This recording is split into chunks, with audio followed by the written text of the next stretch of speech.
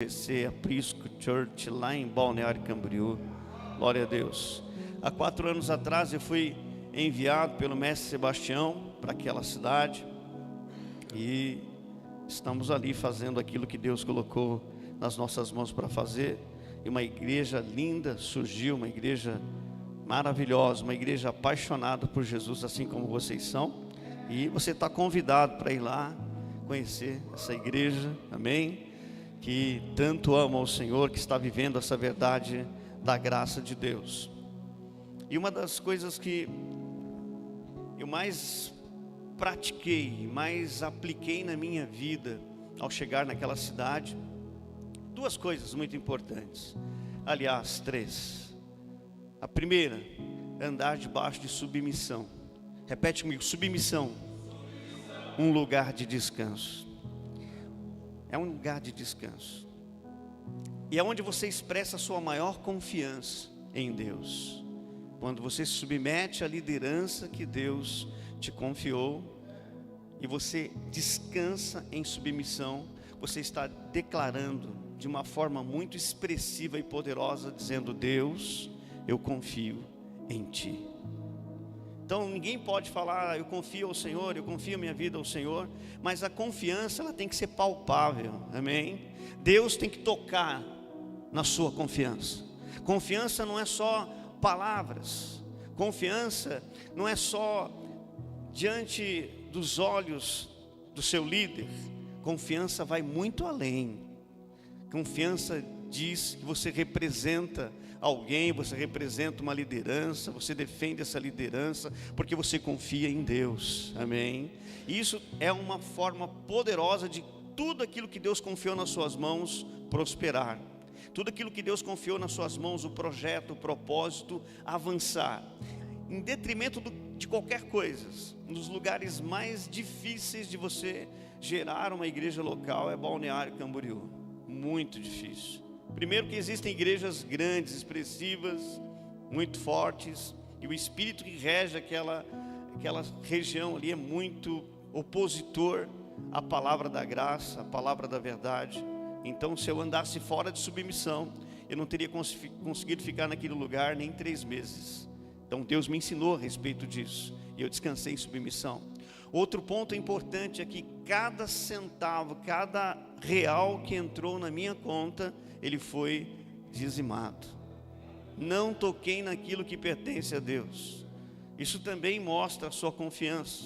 Isso também qualifica você na sua liderança. Então são coisas assim extraordinárias que você não pode abrir mão. Repete comigo: não vou abrir mão da submissão à minha liderança. Não vou abrir mão de entregar ao Senhor aquilo que lhe pertence. E o terceiro ponto que eu quero falar, e até eu quero ministrar sobre isso, é a questão de gerar a consciência de quem você é, do que você carrega e do que você pode. Gerar a consciência. E uma consciência, ela é gerada através da confissão da palavra. Repete comigo: a minha consciência em Cristo será gerada através da confissão da palavra. Algo que eu fiz, peguei a confissão da palavra e comecei a praticar como nunca antes na minha vida. São coisas assim que trouxeram realidades, porque quando eu confesso aquilo que eu já sou em Cristo, aquilo que eu tenho em Cristo e aquilo que eu posso em Cristo, eu gero uma consciência. E tudo aquilo que nós geramos de consciência se manifesta. Algo que ainda não está manifesto na sua vida, que ainda a consciência não está formada, não está plena na sua vida. E a palavra de Deus, ela nos instrui a gerar essa consciência em Cristo. Tem um verso que eu gosto muito, que é 1 Timóteo capítulo 1, verso 9. Se não me engano é esse verso, 1 e 9, coloca para mim. Melhor, 1 e 19, desculpe, 1 e 19. Veja isso. Mantendo a fé e a boa consciência, porquanto alguns, tendo rejeitado a fé, não, a boa consciência, vieram a naufragar na fé. Eu sei que você tem uma fé poderosa. Deus repartiu para cada um de nós uma medida de fé, e essa fé é suficiente para trazer o céu para a terra.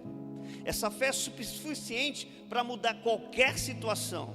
Essa fé é suficiente para ressuscitar um morto. Essa fé é suficiente para mandar um paralítico sair da cadeira de rodas. Essa fé é suficiente para você gerar toda a provisão para a tua vida.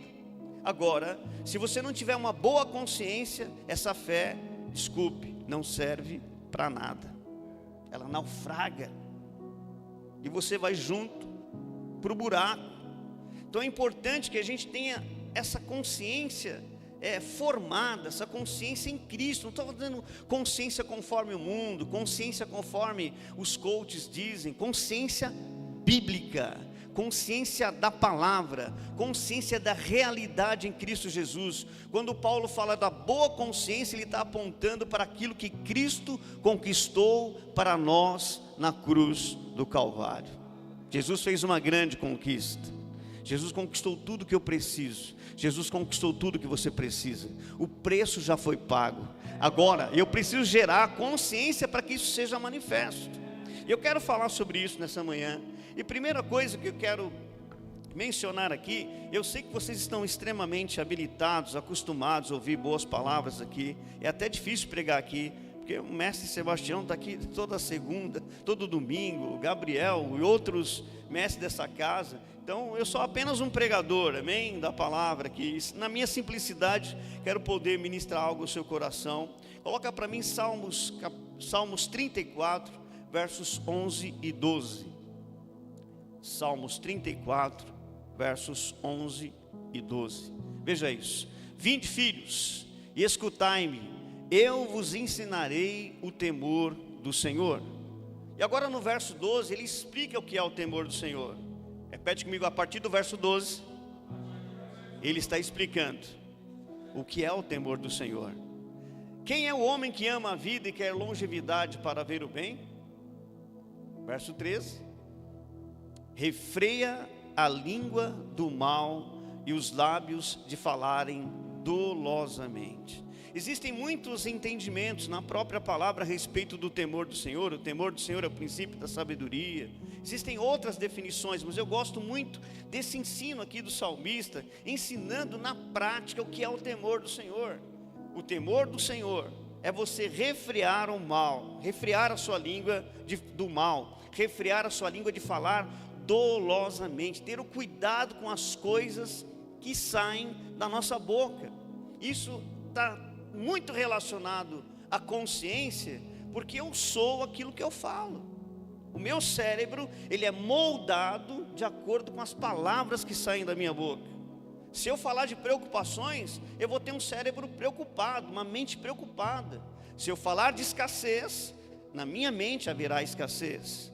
Se eu falar de medo, na minha mente terá medo. Se eu falar doença, na minha mente terá doença. Então o meu cérebro ele vai sendo moldado de acordo com as palavras que saem da minha boca. Por isso que o salmista fala, olha, temam a Deus, o temor do Senhor é refrear a língua do mal, porque tudo aquilo que eu estou falando, estou criando uma realidade. Repete comigo, tudo que sai da minha boca, repetidas vezes, cria a minha realidade. Então você não pode, irmão, dizer para mim que você é vítima do acaso. Você não pode dizer para mim, nem para Deus, nem para ninguém, que você está sendo injustiçado pela vida. Porque aquilo que você está experimentando, de bom ou de ruim, saiu da sua boca. Não dá para chegar para Deus, ó Deus, porque você está me provando, ó Deus, porque você está, Senhor, me destruindo, ó Deus, porque você tem prazer na minha aflição. Não, Deus não tem prazer na aflição de ninguém, e Deus não gera aflição em ninguém, e Deus não gera o mal em ninguém. As pessoas estão sofrendo justamente porque elas não entendem que o temor do Senhor é guardar os seus lábios. Então, a palavra vem dizendo para nós termos esse entendimento. Então nessa manhã você está conhecendo um pouquinho mais do que é o temor do Senhor. Conheça o temor do Senhor. Cuidado com aquilo que sai dos seus lábios. Quando 12 espias são enviados para olhar a terra, e entenda que isso nunca foi ideia de Deus. A ideia de Deus é subam e possuam a terra. Mas eles então vieram e falaram para Moisés, Deuteronômio explica isso, e olha, Moisés, é melhor a gente mandar alguns na nossa frente, para a gente saber qual o caminho certo, qual é a direção correta a tomar, o que fazer. E vejam, quando eles fazem isso é muito grave, porque eles estão abandonando a direção de Deus e pedindo a direção dos homens. Deus já não os guiava através de uma nuvem, Deus já não os guiava através de uma coluna de fogo, Deus já estava guiando aquele povo. Então eles não precisavam de homens para guiá-los naquela situação. A ordem de Deus era: subam e possuam a terra. Mas eles ganharam o coração de Moisés, eles conquistaram o coração de Moisés, e Moisés anuiu aquele conselho, diz assim: tá bom, vamos enviar 12 príncipes. Ele vai para Deus, e Deus já, Moisés, já que vocês querem, enviem 12 líderes, um de cada tribo. E enviaram aqueles homens. Eles ficaram 40 dias observando a terra, observando as maravilhas daquela terra. E após voltarem, no meio do caminho, 10 homens estavam elaborando um relatório contrário à promessa de Deus. Eles vinham pelo caminho falando: realmente a terra mana leite e mel, realmente a terra é abençoada, realmente é extraordinário. Mas você viu o tamanho daqueles caras? Vocês viram o tamanho daqueles gigantes? Deus está correto em nos dar essa terra, Deus está correto em nos dar o relatório de como é aquela terra, mas Deus se esqueceu de nos avisar do tamanho dos gigantes. Entenda uma coisa, meu irmão: Deus nunca vem me falar para você de problemas, Deus nunca vai vir falar para você de desafios. Deus vai vir falar para você de promessa, e vai te dizer: esforça-te, tem bom ânimo, vai que eu sou com você, toma posse da terra, toma posse dessa bênção, vai que eu vou abrir a porta. Entenda que no coração de Deus não existe problemas, no coração de Deus não existe qualquer desafio. Imagina, no coração de Deus está preocupado com o desafio. Ele é Deus, irmão. Você tem que entender o coração de Deus. Então Deus nunca falou para eles dos gigantes, nunca foi interesse de Deus. Sabe por quê? Aqueles gigantes para Deus não representavam nada. Eu quero declarar nessa manhã que o gigante que está diante de você para Deus é nada. Não sei qual o desafio que você chegou aqui nessa manhã, não sei qual a dificuldade que você tem, não sei qual foi o problema, não sei aquilo que te fez acordar de madrugada preocupado. Deus está te dizendo: isso para mim é nada, não quero falar disso com você, eu quero falar que eu te fiz mais que vencedor. Não adianta, irmãos, as pessoas gastam muito tempo diante de Deus, e tempo perdido diante de Deus. Existem alguns tempos perdidos diante de Deus, quando você ora dizendo para Deus a sua dificuldade, quando você vai para Deus dizendo: Senhor, eu não aguento mais, Senhor, eu já estou cansado, ó Deus, você sabe, Senhor, Deus, Ele sabe disso, irmão. Mas vamos trocar nossa conversa diante de Deus, vamos trocar as nossas palavras diante de Deus, vamos trocar nossa postura diante do Senhor. Eu não quero falar com Deus de problemas, eu quero falar para Deus: Senhor, obrigado porque eu sou mais que vencedor. Senhor, obrigado porque a Tua palavra diz, e devolver a palavra para Deus. Deus me deu uma condição, Deus te deu uma condição, e a condição que Deus deu a mim e a você é a vitória. Você não vai ser vitorioso, você já é vitorioso, amém? Não peça a Deus vitória, Ele já te deu vitória. Concorde com Deus, entre nessa consciência, em concordância com aquilo que você já é, com aquilo que você já possui, com aquilo que você tem em Cristo.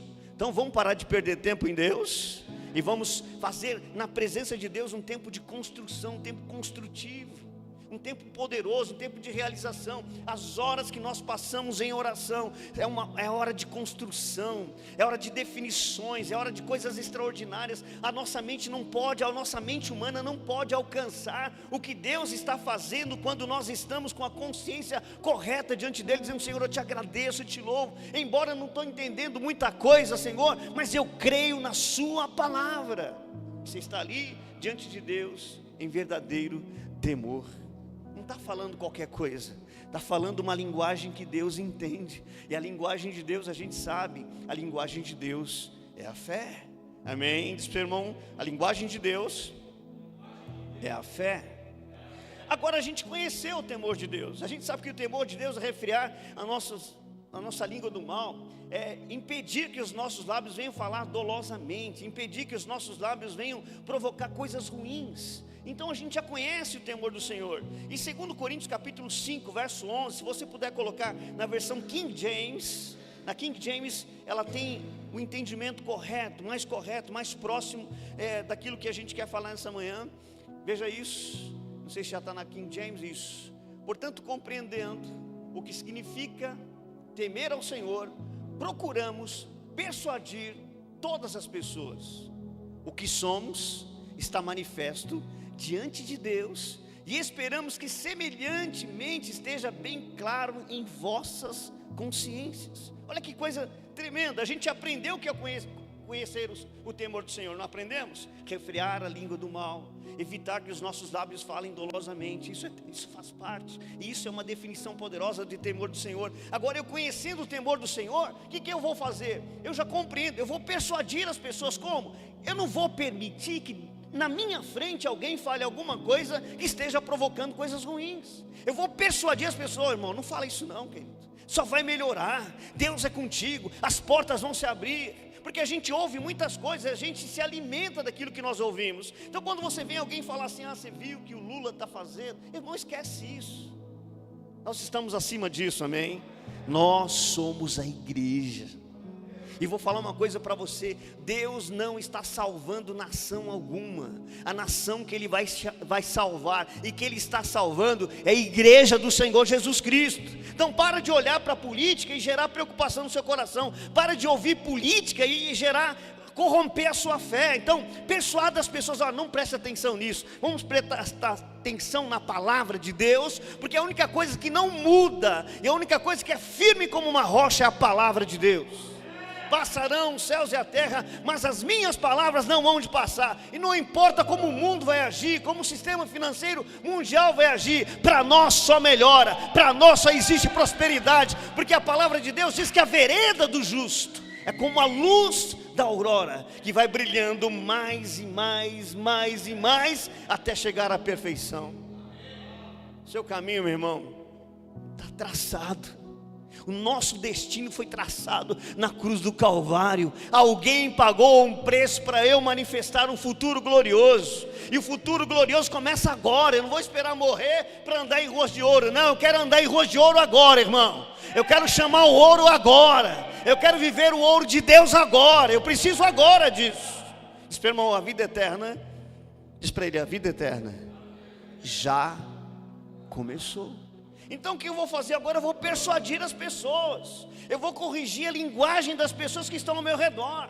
Eu não vou permitir que elas falem dolosamente. Eu não quero ouvir coisas que vão me trazer dano. Eu não quero ouvir coisas que vão prejudicar a minha fé. Irmão, olha, eu vou falar uma coisa para você. Eu parei de andar com pessoas que eram contrárias àquilo que eu creio. Contrárias. Eu não quero andar com ninguém que venha chocar com a minha convicção. Eu não estou aqui para discutir minha convicção com ninguém. Eu sei quem eu sou. Eu sei o que eu creio. Eu sei o que Deus depositou em mim. Você sabe o que Deus já depositou em você? Você recebe todas as semanas desse lugar uma palavra poderosa, a palavra da graça, o evangelho da graça de Deus. Essa é a tua convicção. Não vai permitir que alguém agora venha querer colocar alguma coisa no seu coração diferente. Calma, porque as pessoas, ao ouvirem a palavra da graça, elas dizem assim: mas não é bem assim. Você já ouviu isso? Você está falando: não, eu estou livre em Cristo, eu sou a justiça de Deus em Cristo, eu estou curado, eu sou próspero, eu sou abençoado. Jesus pagou todo o preço na cruz do Calvário. Olha, Jesus resolveu a minha vida na cruz do Calvário. Eu estou eternamente perdoado dos meus pecados do passado, do presente e do futuro. Aí alguém vem falando para você: não é bem assim não. Irmão, sai fora disso. Não permita que alguém venha dizer aquilo que é e aquilo que não é na sua vida. Amém. Guarde o seu coração, guarde os seus ouvidos. Então, se você não for capaz de persuadir as pessoas, não ande com pessoas. Eu parei de andar com pessoas que querem mudar as minhas convicções.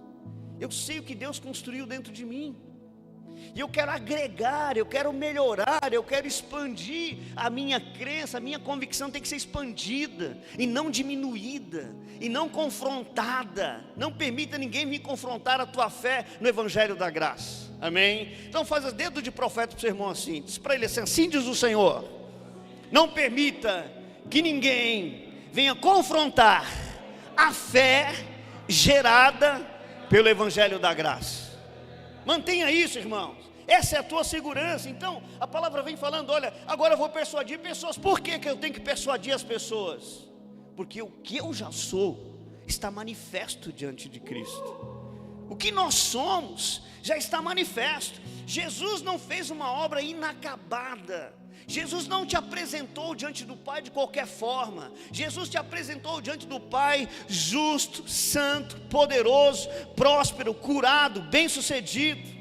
Você está diante do trono de Deus. A palavra fala que nós fomos ressuscitados em Cristo e assentados em regiões celestiais em Cristo Jesus, e não de qualquer forma, não como uma obra inacabada. Não, Ele me colocou poderosamente diante de Deus. E o meu desafio no Evangelho é trazer quem eu sou, do céu para a terra. Quem eu sou diante de Deus? Como é que Cristo me manifestou diante da presença dEle? Eu tenho que trazer o céu para a terra. Coloca para mim na versão ARA. Vamos agora voltar para a nossa versão que nós amamos. 1 Coríntios capítulo 15, verso 49.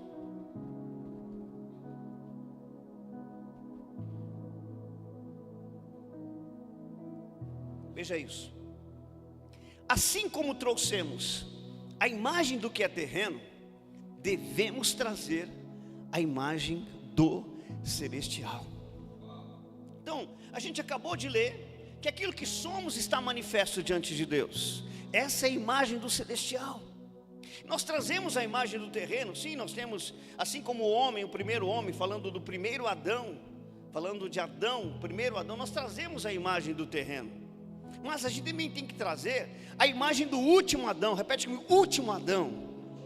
Trazer a imagem do último Adão, a imagem que ele construiu, a imagem poderosa, a imagem perfeita. Quando você olha para Jesus, ele venceu todas as coisas. Quando você olha para Jesus, enfermidade não ficou na frente dele, escassez não ficou na frente dele, diabo não ficou na frente dele, a morte não ficou na frente dele, nada ruim ficou na frente dele.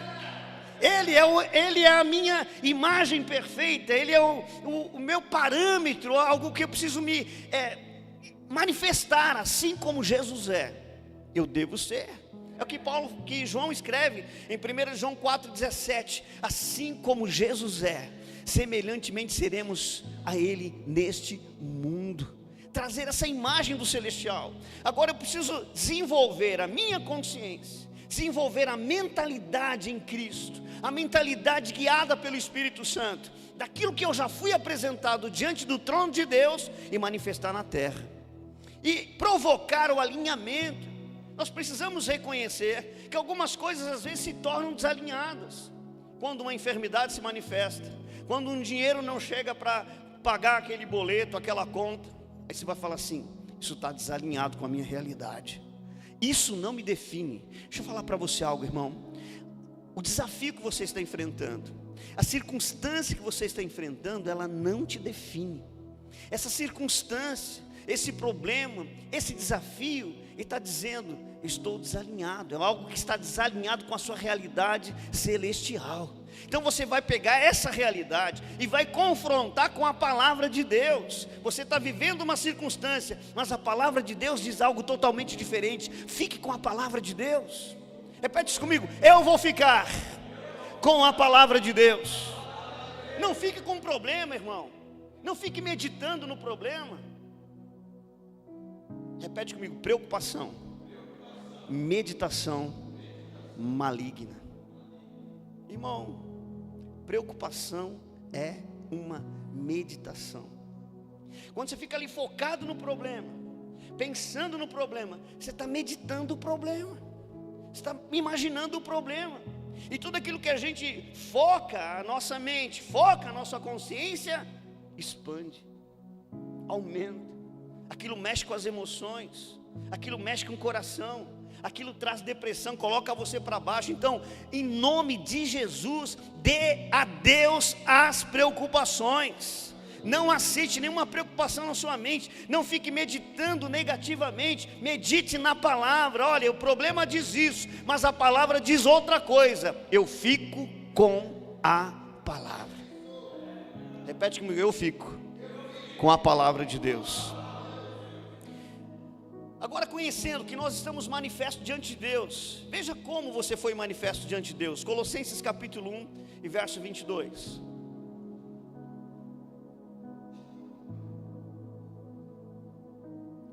Agora, porém, vos reconciliou no corpo da sua carne, mediante a sua morte, para apresentar-vos perante Ele, santos, inculpáveis e irrepreensíveis. Você não está diante de Deus com problema, você está em perfeição diante de Deus, santo, inculpável e irrepreensível. Então, meu irmão, você não está diante de Deus em pecado, você não está diante de Deus errado, você não está diante de Deus enfraquecido, você não está diante de Deus vivendo escassez, você não está diante de Deus. Então pare de discutir essas coisas, gaste tempo gerando a consciência daquilo que você está manifesto diante de Deus, porque Paulo lá em 2 Coríntios 5:11 fala assim: olha, o que somos está manifesto diante de Deus, e eu espero que isso também esteja manifesto em vossas consciências. Agora aqui a gente está abrindo para você como você está manifesto diante de Deus: santo, inculpável e irrepreensível. Começa a dizer isso: obrigado, Pai, eu sou santo. Obrigado, Pai, eu sou inculpável. Obrigado, Pai, eu sou irrepreensível. E você vai declarando, e você vai cantando isso, você vai falando disso, você vai declarando isso. Que vai acontecer? A sua consciência será moldada de acordo com aquilo que Cristo fez. Sabe o que vai acontecer? Vícios serão destruídos, pecados serão destruídos, toda coisa errada, toda coisa desalinhada vai saindo da sua vida. Porque, repito, tudo aquilo que manifestamos naturalmente é uma consciência ainda que não foi tratada. Tudo aquilo que manifestamos de forma errada, ruim, improdutiva, é uma consciência não tratada diante de Cristo. Agora, a consciência diante de Cristo, ela traz a nossa realidade celestial. Então Jesus me apresentou diante de Deus de forma perfeita. E Paulo continua escrevendo isso. Veja só o verso 28, Colossenses 1, 28.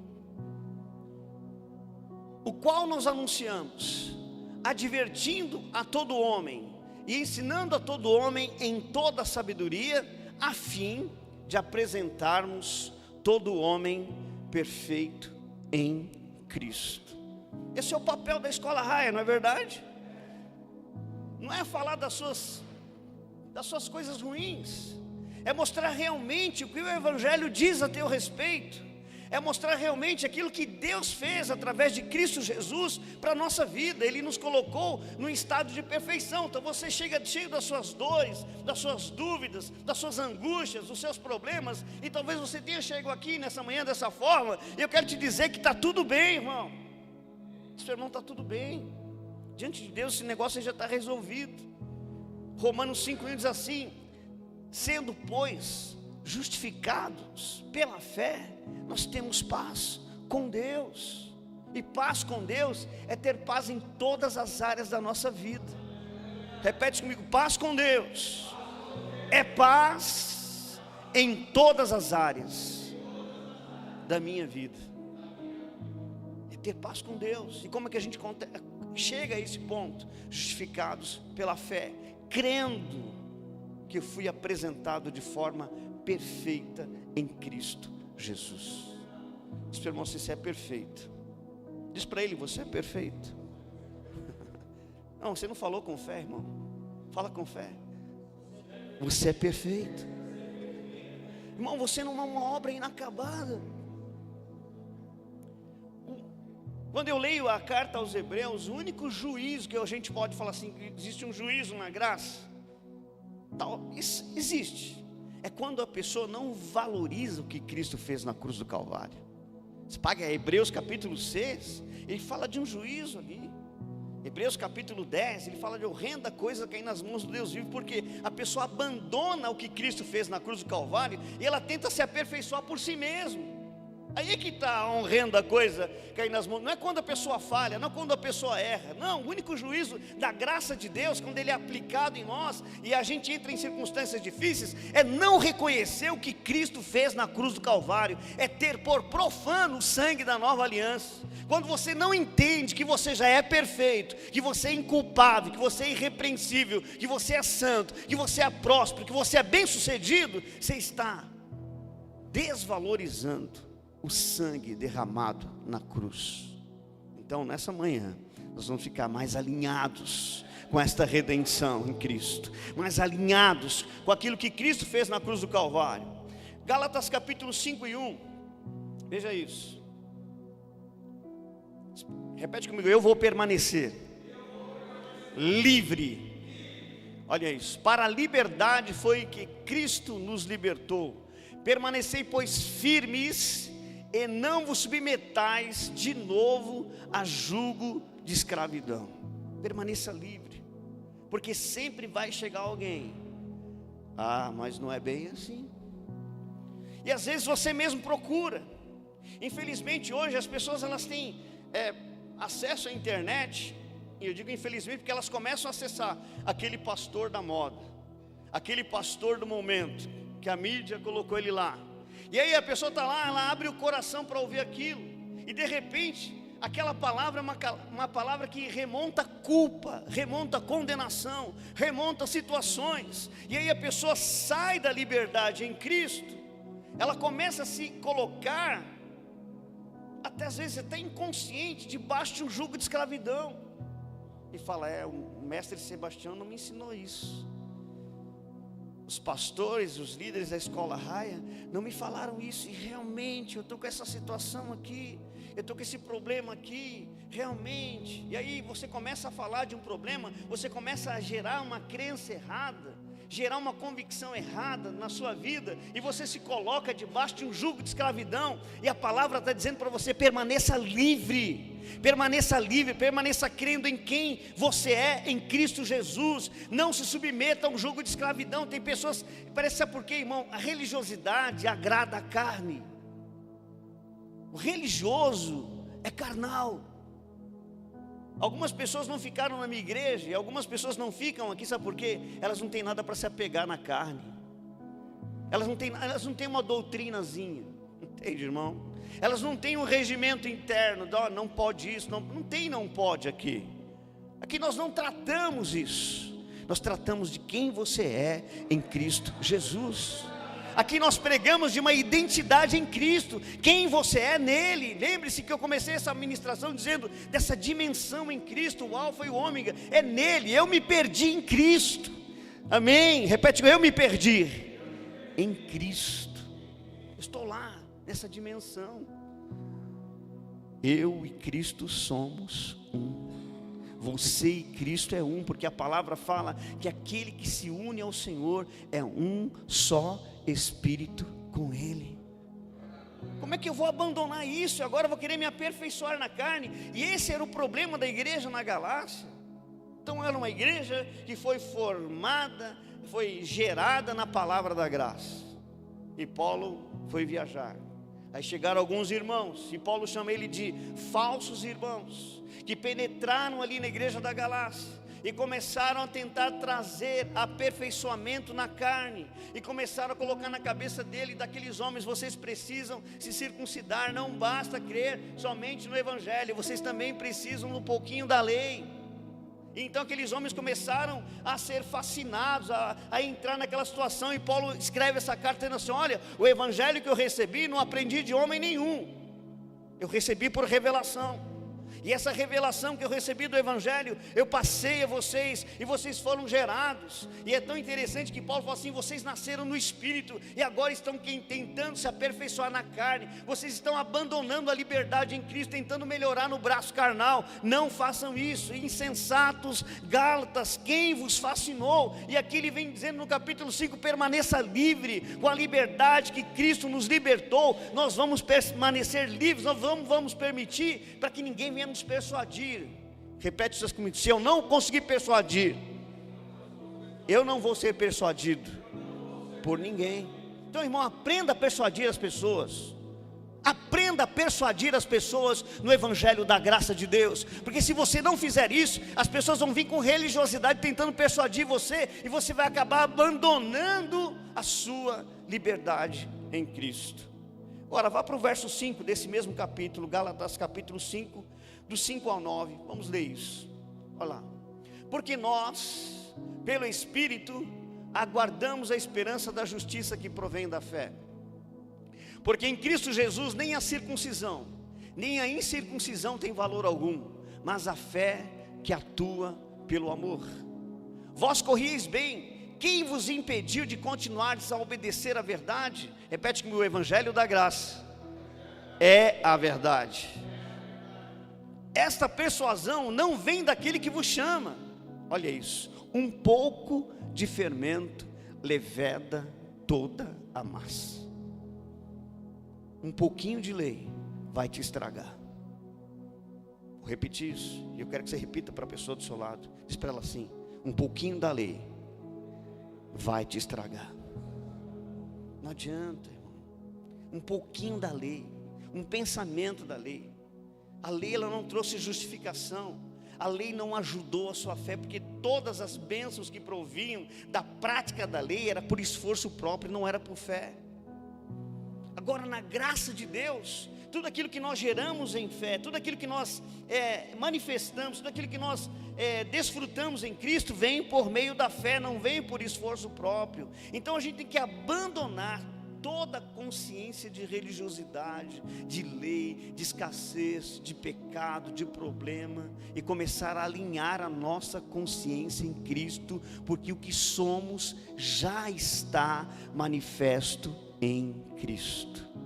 Você não vai ser, você já é. Você não vai ter, você já tem.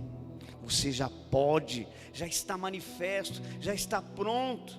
Então não vou permitir que um pouquinho de fermento venha a levedar a massa, estragar tudo aquilo que eu creio em Cristo Jesus. O que Cristo fez por mim e por você é pleno, é poderoso e é suficiente.